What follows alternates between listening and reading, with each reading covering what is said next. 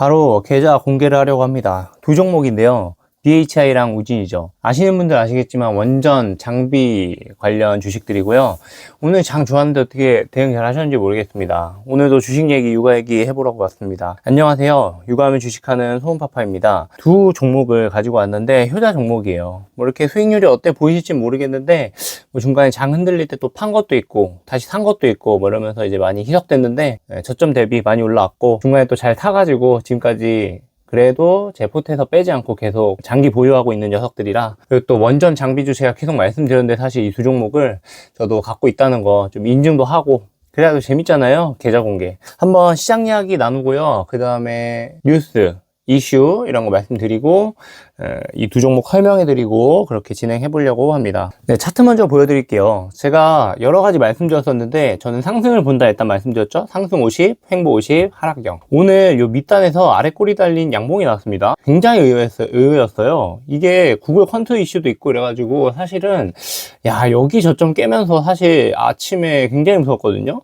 여기 밑에를 거의 이 저점을 거의 위협하길래 와 이거 진짜 큰일 났다. 이게 저는 진짜 여기 빼면은 진짜 말씀드립니다. 여기 빠지면 여기 5,000 깨고 4,900, 4,800 간다. 무조건 일단 절반 다 정리합니다. 어떤 종목이든 주도주 뭐 좋은 거 다 필요 없습니다. 50% 정리할 거고요. 마음의 준비를 하고 있었어요. 그러고 보는데 다시 올라가더라고요. 그러니까 이제 제가 보기에 많은 사람들이 이 두 개의 저점은 여기는 깨기는 힘들다 말씀드렸지만 5,000이 PER 8배고 그리고 뭐 이중 저점이기도 하고 그리고 여러 번 말씀드리지만 이게 지금 4중 저점을 형성한 거예요. 오늘 빼고 보면. 근데 지금 4중 저점에서 어쨌든 한번 깨고 내려오긴 했지만 그래서 이제 남은 건 여기인데 어쨌든 요 정도면은 진짜 이제 현금 준비하고 있었던 사람들이 살만한 가격 아닌가라고 보는 것 같고, 하나 바람이 있다면 요 추세선을 좀 깨줬으면 좋겠어요. 여기 교점, 여기 고점 이렇게 연결한 요 선 있잖아요. 요 선 깨고 한 번 더 한 5,800, 900 요 선까지 와주면 아마 시장이 살아날 수 있을 것 같은데 모르겠습니다. 이제 차트로 보는 건 한계가 있고 저는 트럼프 풋을 좀 믿고요.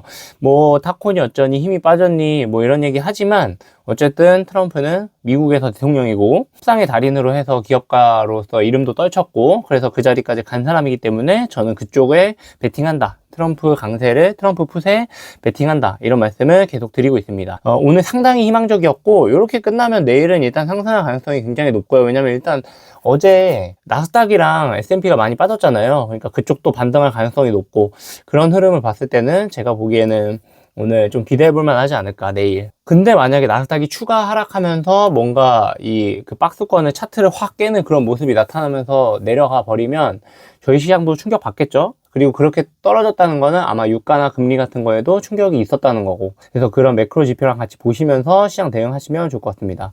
저는 어쨌든 오늘의 양봉 정도에서 희망을 가지면서 종가 베팅 정도 들어갔으면 어땠을까. 이제 돈이 거의 없습니다. 네, 저는 주식 100으로 가지고 있고 여기 5,000 깨면 50% 그냥 묻지도 따지지도 않고 일단 손절할 거다 그 말씀을 드립니다. 주도 섹터는 계속 말씀드리고 있고요. 인베스팅닷컴에서 매크로 지표를 좀 확인시켜 드리고 싶어요. 먼저 WTI 유가 지수입니다. 어때 보이세요? 3월 2일 처음에 전쟁 발발했을 때 70 몇 달러까지 왔었고 지금 96달러입니다.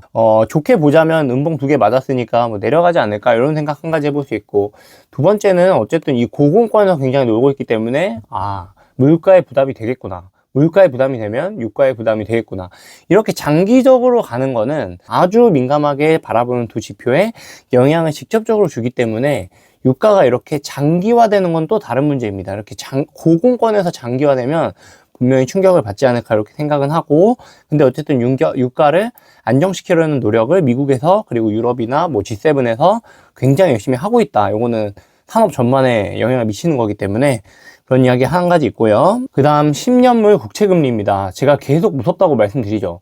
이게 계속 올라오거든요. 지금 일봉으로 차트로 한번 봐볼게요. 일봉 차트로 이렇게 올라가고 있어요. 이게 뭐 저점 깨고 전고점 깨고 막 올라가는 건데 올라갈 것 같지 않으세요? 당연히 시장 참여자들이 불안을 느낄 수밖에 없고 4.46까지 왔습니다. 근데 오늘 왜 더 올랐지? 아까 이 정도까지 아니었는데 엄청 올라왔네. 아무튼 제가 밑에 빠졌을 때 봐서나 찍으려 그러니까 더 올라왔네요. 네, 아무튼 이제 굉장히 불안하다. 금리라는 거는 정말 많은 기업의 투자자들한테 영향을 주지만 여러 가지 대출, 특히 요새 많이 얘기하는 미국 사무대출이랑 관련이 있잖아요. 아마 그쪽이랑 연관돼서 제가 보기엔 어떤 주식시장 하락의 트리거가 충분히 될 수 있는 가장 중요한 지표, 주식시장에서 한 가지만 본다면 10년물 금리를 봐라 뭐 이런 말씀도 드렸었죠. 그래서 그만큼 금리가 제일 중요한 거고, 금리가 좀 4.5를 위협하면 안 된다. 그리고 이렇게 올라갔다가 내려와야지 여기 위에서 계속 머무는 그것도 안 좋다. 그리고 지금 기준금리가 3.5에서 3.75인데 4.4라는 거는 분명히 금리 인상을 프라이싱하고 있다, 반영하고 있다, 이렇게 보는 시각이 많은 것 같더라고요. 그래서 이런 매크로 지표 안 좋다는 거 하나 보시고, 환율이 되게 올랐어요. 그래서 사실은 막 시장의 충격을 되게 생각하고 그런 면은 있는데, 이 전쟁 사태가 만약에 진정이 되면 이렇게 높은 환율은 또 거꾸로 외국인 수급으로 들어오기도 합니다. 왜냐면 이제 낮아질 거잖아요. 그런 좋은 것들이 나오면. 그래서 제 생각에는 트럼프의 어떤 그런 능력을 한번 믿어보시고 상승 쪽으로 방향을 잡아봐도 좋지 않을까. 어쨌든 반도체 지금 너무 잘 팔리고 AI 수요는 계속되고 있는 거고, 물론 무조건 좋게 보는 건 아닙니다. 리스크 관리도 당연히 하셔야 되겠지만 저는 그래도 상승 쪽에, 어쨌든 주식, 현금의 비중 중에서 주식이 더 많아야 된다, 이런 입장으로 시황을 계속 말씀드리고 있습니다. 성투하시는 데 도움이 됐으면 좋겠고, 이런 거 가끔 한번 매크로 지표 봐줘야죠. 네, 그래야 좀 있어 보이고. 네, 그래서 제가 가지고 있는 BHI 우진 차트 한번 보여드릴게요. 네, 먼저 BHI 차트입니다. 지금 보이시는지 모르겠는데 여기 제가 작년 12월에 매수를 했네요. 매수 단가가 55,100원에 57주를 매수했고요. 그 다음날인가? 55,500원에 또 27주를 매수했습니다. 그러니까 뭐 시드 얼마 되는지 모르겠는데 뭐 그렇게 많은 돈은 아니고요. 네. 제가 항상 말씀드리지만 한 종목에 많은 비중을 싣거나 그렇게 하지는 않습니다. 그래서 여기서 장 흔들릴 때 포트 조정하면서 현금 비중 확보하면서, 여기서도 현금 비중 확보하면서 좀 매도를 했고요. 그리고 이제 매도한 현금으로 시장이 흔들릴 때 잘 버티는 것 같아서 3월 23일 날 제가 추가 매수를 했습니다. 그래서 지금 수익률은 30% 정도로 돼 있는데, 요 밑에서 산 거는 뭐 2배 먹었겠죠. 아무튼 제 계좌의 효자 종목이고 제가 좋게 보는 종목 중에 하나라 갖고 와봤습니다. 차트 완전 살아있고요. 우진도 보시면 지금 차트가 정확하게 우상향하는 차트잖아요. 이거 보세요. 추세를 전혀 깨지 않고 있고, 이 전쟁 이슈에도. 이 종목 같은 경우는 제가 17,150원에 200주가 들어갔네요. BH랑 우진이 같이 좋아 보여가지고 이제 샀던 종목이고, 여기서 이제 장 조정 받으면서 현금 비중 확보하면서 좀 팔았고, 요 밑에서 조금 다시 샀고, 뭐 이런 매매를 하고 있습니다. 일단은 지금 추세를, 이평선을 완전히 정배열 상태로 유지하면서 가고 있고, 이게 또 말씀드릴 거지만 이제 물량 부담이 좀 있는 주식이에요. 이게 잠재 물량이 좀 있어서 그런 거는 걱정인데, 얘는 차트 조금 깨진 것 같지만 그래도 반등 시도 할 만한 자리에 있고, BH, 두산 에너빌리티 얘네가 같이 가면 이게 반등할 수 있으니까 여기 정도에서 오늘 추가 매수를 돈이 좀 있었으면 했는데, 어쨌든 좋은 자리라고 생각했지만 이미 비중을 싣고 있기 때문에 굳이 추가 매수를 하진 않았습니다. BH도 있고 우진도 있고 뭐 이 정도 투자하면 되지 뭐 얼마나 더 넣어요, 개별 종목에. 우진이 이게 뭐 3,000원인가 4,000원 밖에 안 돼요. 시총도 작고. 그래서 요 두 종목에 대해서 한번 심층 분석을 해 드리도록 하겠습니다. 그리고 저는 일부러 심층 분석이라고 해도 많은 정보 중에서 투자자들이 꼭 필요하다고 생각하는 그런 정보만 가져오는 편이거든요. 그래서 이제 더 자세히 사실 다룰 수도 있는데 재미도 없고 알기도 힘들고, 투자자는 이게 좋아질 건지 나빠질 건지 그것만 판단하면 되는 거예요. 그래서 제가 생각하기에 정말 투자자로서 알아야 된다고 생각하는 그런 내용만 빠르게 콕 집어서 기억하실 수 있게 한번 가져와 봤습니다. BHI와 우진의 견고한 흐름. AI가 전기를 너무 많이 먹는다. 진짜 식상하시죠? 이제 전쟁이 오히려 원전의 가치를 높였다. 석유가 불안하다는 게 굉장한 포인트고요. 그래서 미국을 비롯한 유럽 국가들이 탄소 중립과 에너지 안보를 동시에 잡기 위해 원전 비중을 확대. 요런 이제 거시적인 흐름이 있다. 탄소 중립에 대해서는 사실 좀 이슈가 있는 것 같은데 이게 친환경이냐 아니냐 뭐 그 논란이 많잖아요. 근데 어쨌든 지금까지는 화석 연료보다는 그나마 대체 가능한 것 중에 탄소 중립에 가깝다, 이런 평가를 좀 받고 있고, 26년 현재는 확보된 수주 잔고를 많이 가지고 있는 상태다. 그러니까 주가가 많이 오른 거죠. 작년부터 재작년부터 해서. 그래서 얘네가 견고한 차트 흐름을 보이고 있는 이유를 크게 4가지로 가져와 봤습니다. 식상하지만 가져와 봤고요. BHI부터 보시면요, SRH HRSG라는 보일러를 만든다고 합니다. 이거 뭐 배열 회수 보일러라고 하는데 기술적인 부분은 알기 힘들고, 어쨌든 원전을 지을 때 거기에 기자재를 공급한다고 보시면 되고, 제가 늘 말씀드리지만 원전을 다 짓지 않아도 공사 초반부터 이 기자재 업체들한테 물량을 주문하기 때문에 돈을 바로 벌기 시작한다. 매출로 바로 찍힌다. 매출이 바로 나오는 회사가 주가도 바로 움직이고 수급도 탄탄하죠. 핵심 보조기기 BOP를 발주한다는 거고, 신한울 4.4, 3호기, 4호기 관련 수천억 원대 수주를 이미 가지고 확보하고 있고요. 24년도부터 본격적으로 장부에 반영되기 시작했고 벌써 26년입니다. 27년, 28년도 엄청난 술장고 아직 가지고 있고요. 우지는 계측기를 만드는 회사인데 우라늄의 어떤 농도 같은 거를 이제 측정하는 그런 거라 그래요. 그래서 기자재 업체들 마찬가지로 말씀드렸고, 대한민국 정부가 노후 원전의 수명을 연장하기로 결정했다고 합니다. 새로 짓는 것보다 빠르잖아요.